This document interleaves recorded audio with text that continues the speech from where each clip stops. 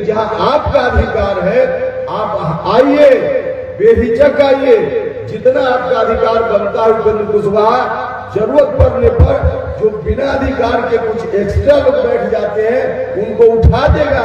आज सुबह में 5 बजे के लगभग जब नींद खुली, हम रात में डेहरी और सोनिंद्रपुरी में रुके थे तो वर्षा हो रही थी। उस वर्षा की स्थिति को देखकर मेरे मन में थोड़ी चिंता हुई कि पता नहीं कैसे आज कार्यक्रम हो पाएगा। लोग सुबह में निकलना चाहेंगे, उसी वक्त पानी पड़ता होगा तो कैसे लोग आ पाएंगे। तो मन में थोड़ी चिंता थी कि वर्षा अगर रुक भी गई तो उपस्थिति थोड़ी कम हो जा सकती है वर्षा के कारण। लेकिन यहाँ आने के बाद मैं देख रहा हूं कि जो अपेक्षा थी पहले से उससे भी बेहतर कार्यक्रम है। वर्षा ने कहीं भी आपको प्रभावित नहीं किया।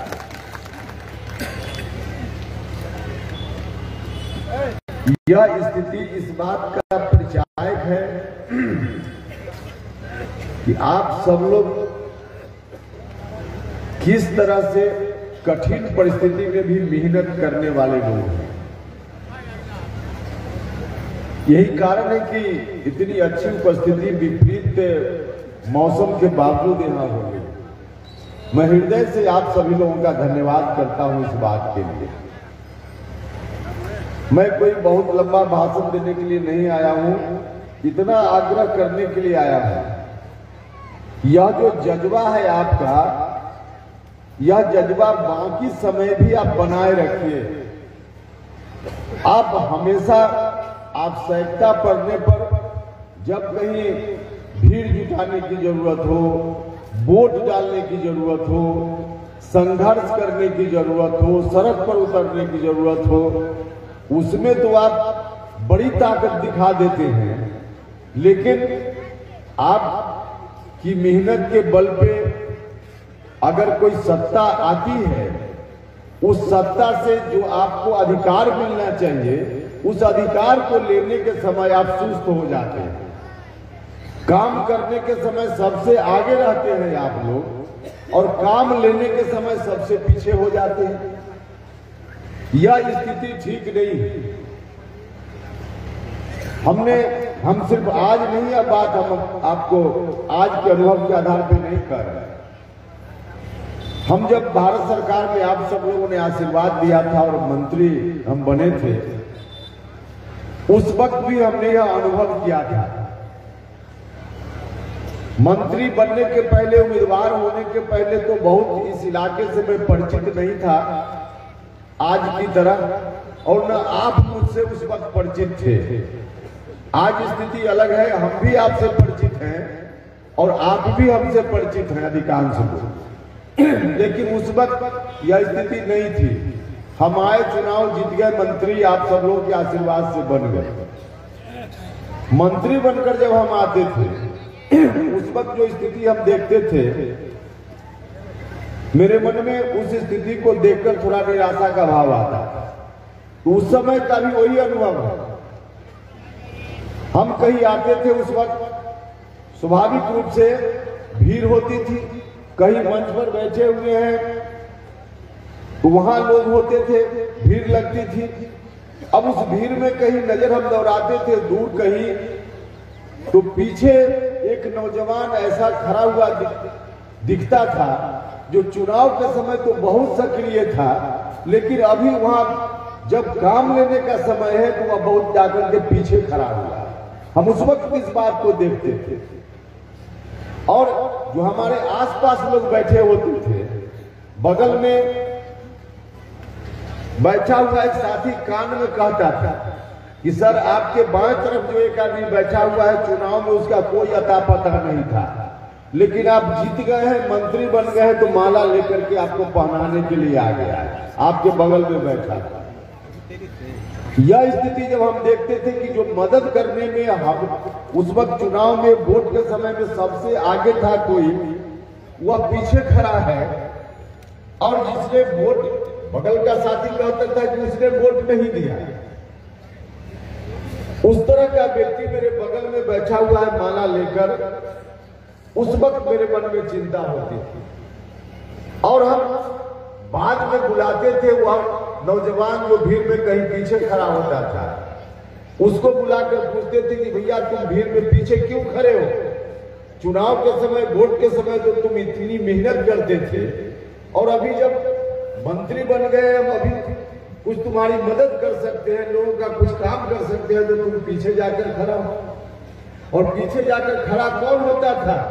पीछे जाकर खड़ा और कोई नहीं होता था, दलित महादलित समाज के लोग और अति पिछड़ा समाज के लोग पीछे खड़ा होते। हम उस वक्त बुलाकर उसको पूछते थे कि तुम वहां क्यों खड़े हो, तुमको आना चाहिए यहाँ। तो सब चाहकर कहता था कि सर हम आने में मुझको हिचक होती है, और आवे तो कैसे आवे, आपके अगल बगल में जितनी कुर्सी है सब कुर्सी पर लोग बैठे हुए हैं, तो हम कैसे आवे।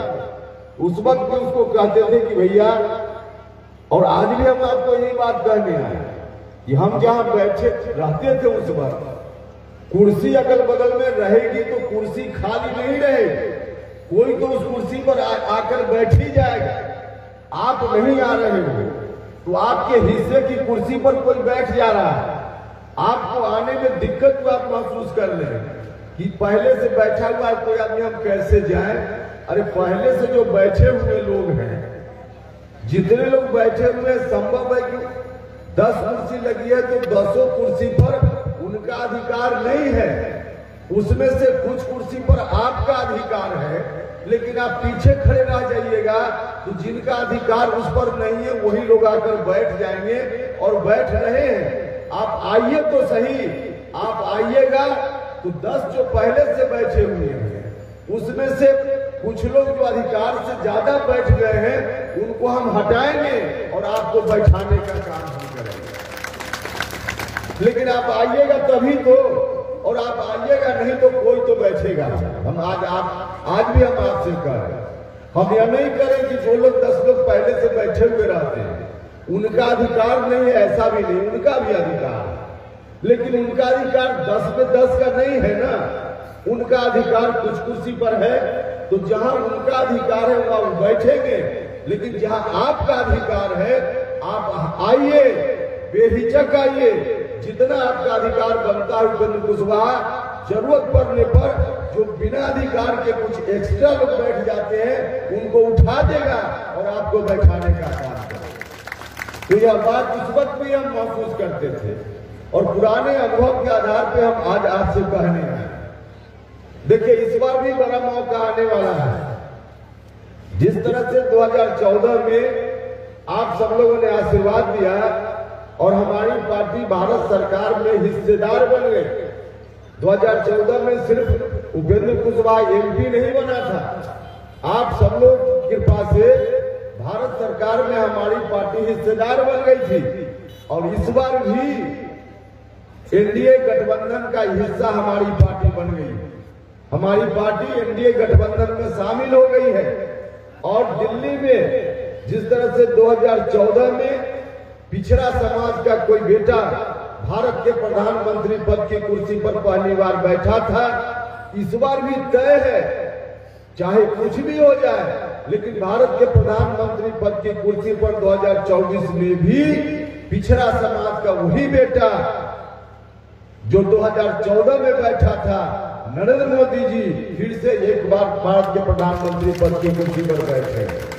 तो यह तय है, वहां सरकार बनेगी, NDA गठबंधन की सरकार बनेगी, और उस गठबंधन में जब हमारी पार्टी को आप लोग आशीर्वाद दीजिएगा तो 2014 की तरह फिर इस बार भी हमारी पार्टी भारत सरकार में हिस्सेदार बनेगी, निश्चित रूप से हिस्सेदार बनेगी। तो पार्टी हिस्सेदार बन जाती है, लेकिन समय पर आप उसका लाभ नहीं ले पाते। हम आगाह करने आए हैं, इस बार पीछे मत रहिएगा। वोट देने में तो सबसे आगे आप लोग रहते हैं, वोट देने में इतना आगे रहते हैं कि आपके घर में अगर 8 लोग हैं वोट डालने वाले, 10 लोग अगर वोट डालने वाले हैं तो 10 में 10 जाकर वोट गिरा देते हैं। आपके घर की महिलाएं यहाँ बैठी हुई हैं, इनको धूप की चिंता नहीं होती, पानी में भीग करके भी वोट गिराने चली जाती है। तो आपके घर में अगर 10 वोट है तो 10 में से 10 वोट गिर जाता है। और उपेंद्र कुशवाहा के जैसे जो लोग हैं, हम लोग के परिवार की महिला को कहेंगे कि मई के महीना में वोट गिराने जाओ तो उनको धूप लगेगी, कहेंगे कि नहीं हम नहीं जाएंगे, हमको तो धूप लगती है। तो हमारे परिवार में 10 वोट है तो उसमें से गिरेगा 4, 5, और आपके परिवार में 10 वोट है तो उसमें से गिरेगा 10 में 10। तो वोट डालने में सबसे आगे और काम लेने में पीछे। आप अभी तक जो विकास के दौर में पीछे छूटे हुए हैं, इसका बड़ा कारण यह भी है, एक तो सरकार की पॉलिसी है गलत है, सरकार का सिस्टम है उसका भी दोष है, इसके चलते ऐसी स्थिति है। लेकिन कहीं ना कहीं आपकी भी कमी है। आगे आने वाले दिनों में यह कमी नहीं रहना चाहिए। यह हम आप सब लोगों से आग्रह करने के लिए आए, आप सब लोगों से निवेदन करने आए। इस बार फिर से मौका है। पिछली बार जो मौका मिला था उस वक्त उदाहरण के लिए क्या चीज हम आपको बताना चाहते हैं। संयोग से भारत सरकार में शिक्षा विभाग देखने की जवाबदेही मेरे ऊपर आई थी, और शिक्षा विभाग के जब हम मंत्री बने तो हमारे हाथ में ताकत आई थी, जिस ताकत का इस्तेमाल करके हम देश के किसी बच्चा का देश के किसी केंद्रीय विद्यालय में नाम लिखवाना चाहते तो उस वक्त हम लिखवा सकते थे। यह पावर हमारे हाथ में उस समय आया था, और इस पावर का हमने इस्तेमाल किया बाहर के लोगों के लिए भी और अपने क्षेत्र के लोगों के लिए भी। उस समय ठीक से अगर गिनती करें तो पूरे काराकाट लोकसभा क्षेत्र में 2, 4, 10, 20, 100 नहीं, हजारों बच्चों का नाम केंद्रीय विद्यालय में हमने लिखवाने का काम किया। जिस वक्त यह पावर हमारे हाथ में था, उस वक्त जो लोग हमारे यहाँ आवेदन लेकर आए काराकाट लोकसभा क्षेत्र से, उसमें हमने न किसी की जात देखी, न धर्म देखा, और न किसी ने वोट दिया नहीं दिया यह भी हमने नहीं देखा। सिर्फ काराकाट लोकसभा क्षेत्र का पता देख करके और जितने लोग आए अधिकांश बच्चों का नाम हमने केंद्रीय विद्यालय में लिखवाने का काम किया। तो इतने बच्चों का नाम तो लिखाया, मौका हमारे हाथ में आया। लेकिन उस वक्त भी मैं खुद इस बात को बेहिचक स्वीकार कर सकता हूं कि जितने बच्चों का नाम लिखाया होगा उसमें आपके परिवार के बच्चों का नाम बहुत कम होगा। अति पिछड़ा परिवार के बच्चों का नाम होगा लेकिन बहुत कम होगा। दलित महादलित परिवार के बच्चों का नाम कम होगा। हम खुद इस बात को स्वीकार कर सकते हैं। क्यों ऐसा हुआ होगा? इसलिए कि जो भी हमारे यहाँ लेकर आवेदन आएगा उसी का तो हम कर सकते हैं। यही हमने किया होगा। आपके यहाँ से आवेदन ही नहीं तो कैसे हम इस काम को करते? हम आपसे ही आग्रह करने हैं कि ऐसी स्थिति आगे नहीं रहनी चाहिए, क्योंकि इससे आपका नुकसान होता है। तो आप सब लोगों से आग्रह कि आप अपनी तत्परता, सजगता जिस तरह से वोट देने के समय रखते हैं उस तरह से चुनाव के बाद अपने अधिकार को हासिल करने में भी बनाकर रखने का काम कीजिए। यह हम आपसे आग्रह करने के लिए आए। भाइयों और मित्रों, कुछ लोग आएंगे आपको बरगलाने के लिए। 33 साल से सरकार चल रही है। किनकी सरकार चल रही है? उसके पहले की जो सरकार है, बीच में कुछ दिन जननायक कर्पूरी ठाकुर जैसा महापुरुष आए थे, बिहार के मुख्यमंत्री बने थे, लेकिन उनको तो महज कम चंद दिन ही मौका मिल पाया। उतने कम दिनों में बहुत कुछ उन्होंने किया, लेकिन बाकी जो कांग्रेस का शासन रहा और उसके बाद 15 साल लालू जी, अब अभी लगातार 18 साल से नीतीश कुमार, इन लोगों के हाथ में जो शासन रहा, इन लोगों ने क्या कुछ किया? इन लोगों ने जो कुछ भी किया, आज स्थिति आप देख रहे हैं। स्थिति देख रहे हैं। गरीब लोगों के लिए सबसे ज्यादा किस चीज की जरूरत होती है? सरकार की मदद की कहां जरूरत होती है? सरकार की मदद की जरूरत 2-3 काम में ज्यादा होती है।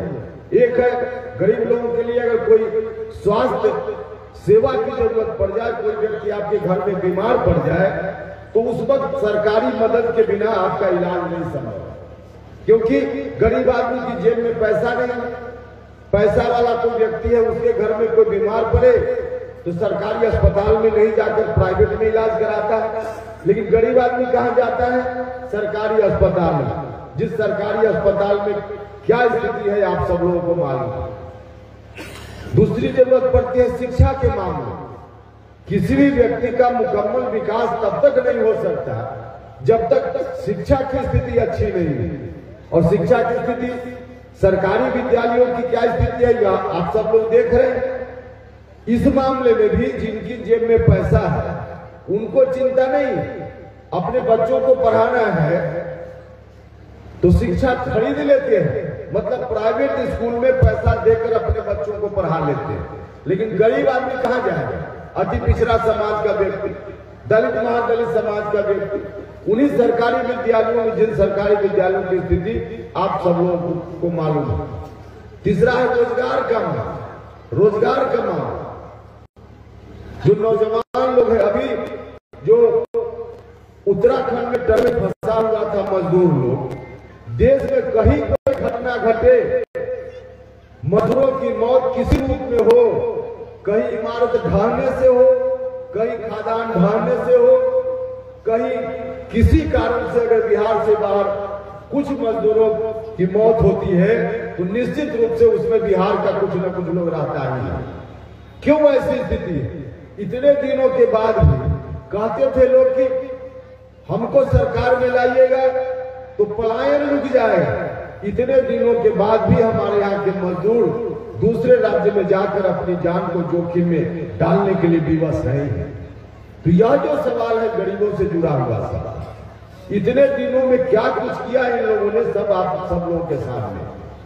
तो जरूरत पड़ने पर जोत का मौका जब इनको दिया आपने, 15 साल लालू जी, उसके बाद 18 साल से नीतीश जी, अब 33 साल में कहने के लिए सामाजिक न्याय का चैंपियन अपने को लोग कहते हैं। और 33 साल में गरीबों की क्या स्थिति है? अति पिछड़ा समाज, दलित महादलित समाज, इन्हीं लोगों का शासन इतने दिनों से है। तो जो करना था नहीं किया।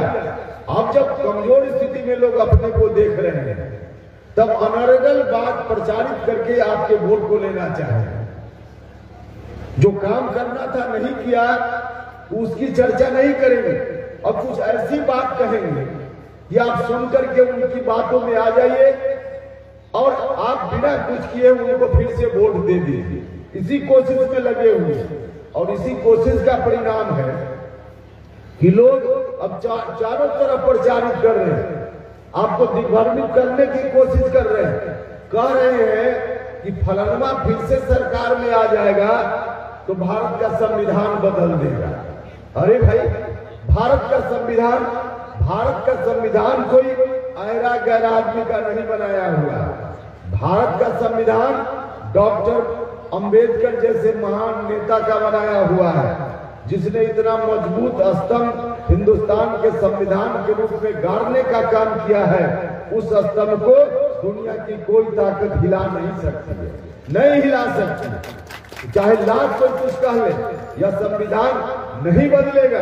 और वह भी पिछड़ा समाज का कोई व्यक्ति भारत के प्रधानमंत्री पद की कुर्सी पर, और तब संविधान बदलेगा। सवाल ही नहीं पैदा होता। लोग दिग्भ्रमित करने का काम कर रहे हैं। इसलिए आप भरोसा रखिए, संविधान बदलने की बात तो गलत ढंग से प्रचारित करते हैं। और हम तो आपसे यह भी कहने आए कि बाकी बातों को छोड़ दीजिए, आप अपनी ताकत पर भरोसा कीजिए और उस ताकत में से उस भरोसा में से थोड़ा भरोसा उपेंद्र कुशवाहा के साथ दे दीजिए। आपका कोई बाल बांका नहीं कर पाए। और आपकी ताकत है, इतनी ताकत है लोगों में। हम उदाहरण के लिए एक चीज बताएंगे।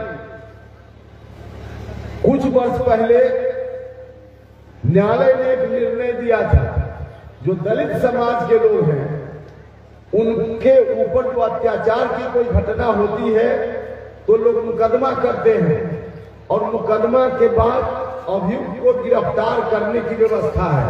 लेकिन एक न्यायालय ने बीच में कह दिया था कि कोई दलित परिवार का व्यक्ति मुकदमा भी करेगा तो अभियुक्त को गिरफ्तार पुलिस तब तक नहीं करेगी जब तक ठीक से जांच पड़ताल करके देख ले, उसके बाद ही गिरफ्तार करेगी, अविलंब गिरफ्तार नहीं करेगा।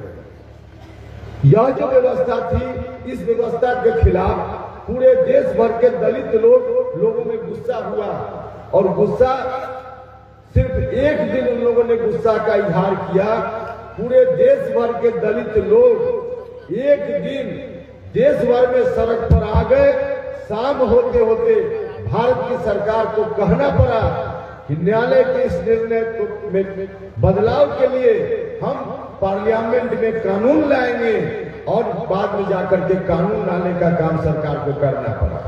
तो लोग जब सड़क पर आते हैं अपने अधिकारों को लेकर, उदाहरण आपके सामने है, तब सरकार चाहकर भी कुछ गड़बड़ नहीं कर सकती।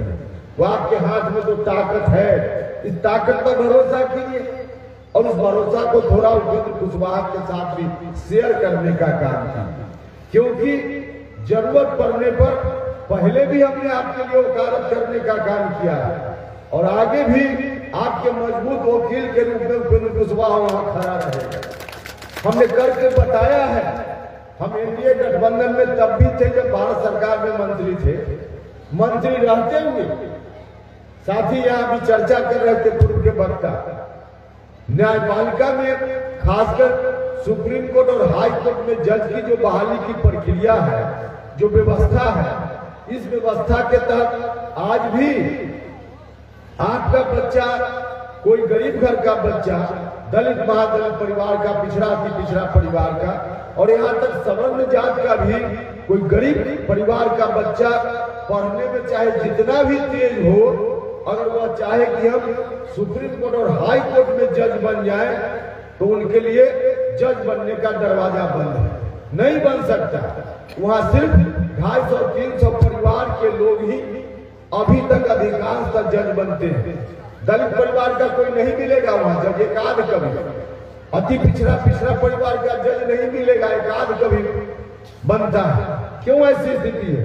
ऐसी स्थिति इसलिए है कि जो लोग पहले से जज बने हुए हैं उन्हीं के हाथ में ताकत है कि बाद में कोई जगह खाली हो तो उस पर जज वही लोग अपनी कलम से बनाते हैं और जज जब अपनी कलम से वही बनाते हैं तो अपने बाल बच्चों को बनाएंगे, अपने सगे संबंधी को बनाएंगे, या आपको बनाने का काम करेंगे, नहीं बनाने का काम करेंगे। इसलिए नहीं बन रहा है। और यह जो स्थिति है, इस स्थिति के रहते हुए गरीबों को ठीक से न्याय मिल जाए यह संभव नहीं है। अति पिछड़ा लोगों को ठीक से न्याय मिल जाए, नीचे के कोर्ट में मिल भी सकता है, लेकिन हाई कोर्ट और सुप्रीम कोर्ट जाते जाते न्याय आपको ठीक से नहीं मिलता। इस स्थिति में बदलाव होना चाहिए और इस स्थिति में बदलाव के लिए हम यह नहीं कर रहे कि जो अयोग्य है, किसी खास जात का है, इस काल से उसको जज बना दिया। बिल्कुल ऐसा नहीं करते। हम उसमें सुधार की मांग करते रहे और यह मांग हम तब भी करते थे जब भारत सरकार में हम मंत्री थे और आज भी हम यह मांग दोहराते रहते हैं। यह मांग हम आज भी करते हैं कि जिस तरह से डीएम एसपी की बहाली के लिए खुली प्रतियोगिता परीक्षा है, विज्ञापन निकलता है, किसी जात का, किसी धर्म का बच्चा हो जो उस योग्य होता है, पात्र होता है, आवेदन करता है, परीक्षा में बैठता है, पास होता है, प्रतियोगिता परीक्षा में जो पास होता है, किसी जात का हो, किसी धर्म का हो, एसपी कलेक्टर बन जाता है। ठीक वही व्यवस्था सुप्रीम कोर्ट और हाई कोर्ट में जज की बहाली के लिए भी होनी चाहिए। खुली प्रतियोगिता हो जाए, किसी भी परिवार का कोई बच्चा उसमें बैठेगा, जिस परिवार का अति पिछड़ा समाज का हो, पिछड़ा दलित, किसी जात धर्म का हो, जो पास करेगा वह जज बन जाएगा। हम तो यह मांग करते हैं, यह मांग करते हैं और यह मांग हम आज नहीं कर रहे, हम उस वक्त भी करने का काम करते थे। पार्लियामेंट में हम उस वक्त भी बोलते थे, तो एनडीए में रहते हुए भी हमने करके दिखाया है कि उपेंद्र कुशवाहा जिस विचारधारा के साथ राजनीति करता है, उस विचारधारा को न सिर्फ संघर्ष के समय ध्यान में रखता है, बल्कि सत्ता में जाने के बाद भी उपेंद्र कुशवाहा ने कभी विचारधारा से समझौता नहीं किया है। हमने कभी विचारधारा से समझौता नहीं किया है। हम गठबंधन में किसी पार्टी के साथ हो सकते हैं, गठबंधन की अलग अलग पार्टियों की विचारधारा अलग अलग होती है, हमारी अपनी विचारधारा है और हमारी विचारधारा डॉक्टर अंबेडकर, जननायक कर्पूरी ठाकुर जैसे लोगों की जो विचारधारा थी, उसी विरासत को हम आगे बढ़ाने का काम कर रहे हैं। वह जो विचारधारा है, उस विचारधारा के साथ हमने मौका मिलने पर तब भी हमने कभी समझौता नहीं किया और आगे आजीवन हम उस विचारधारा के साथ समझौता नहीं कर सकते। तो इस विचारधारा पर हम लोग चलने वाले लोग हैं। इसलिए आपसे आग्रह करने आए हैं कि आपके अंदर जो ताकत है, अपने ऊपर भरोसा कीजिए और उस भरोसा में से थोड़ी ताकत उपेंद्र कुशवाहा को दीजिए। अगर वास्तव में कुछ गड़बड़ी, कल्पना ही सही, कुछ गड़बड़ी की गुंजाइश दिखेगी तो उपेंद्र कुशवाहा खुट्टा गाड़ कर आपको वकील के रूप में वहां रहेगा, तब आपका काम कोई बिगाड़ सकेगा, नहीं बिगाड़ पाएगा। इसलिए आइए आप सब लोग मिलकर हमारी पार्टी को ताकत देने का काम कीजिए। हमारे साथी आपके गांव-गांव में गए हैं, कुछ गांव में नहीं गए होंगे, वहां भी लोग कार्यक्रम बनाकर जाएंगे। मैं आप सब लोगों से भी आग्रह करना चाहता हूं, जो साथी भी इस कार्यक्रम की तैयारी के सिलसिले में घूम रहे थे, लगे हुए थे, कुछ बाहर के भी साथी हैं, जिला के भी साथी हैं, सब लोगों से हम कहना चाहते हैं, नेता लोगों से कहना चाहते हैं कि आप लोग सिर्फ इस कार्यक्रम के लिए लोगों के बीच गए, आपने उनको न्योता दिया, लोग चले आए, एक दिन भाषण सुन लिया, चले गए, इतना भर मत रखिएगा। इस रिश्ता को पार्टी के साथ आगे भी जोड़ कर रखने का काम करना है, आगे भी बढ़ाने का काम करना है। जहां जहां आप लोग गए हैं वहां फिर से जाइए, जहां नहीं गए वहां भी जाइए।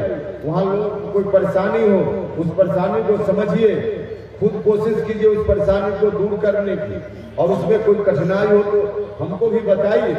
और इस तरह से लोगों के बीच का जो रिश्ता बना है, उस रिश्ता को इतना मजबूत कर दीजिए कि गांव से जहां लोग रहते हैं वहां से सीधे उपेंद्र कुशवाहा तक एक ओवरब्रिज बन जाए, ताकि अति पिछड़ा समाज का कोई व्यक्ति, दलित महादलित समाज का भी कोई व्यक्ति जब चाहे उपेंद्र कुशवाहा तक पहुंचना तो उस ओवरब्रिज का इस्तेमाल करके पहुंच जाए, बीच में कोई बाधा खड़ा करने का काम ना करे।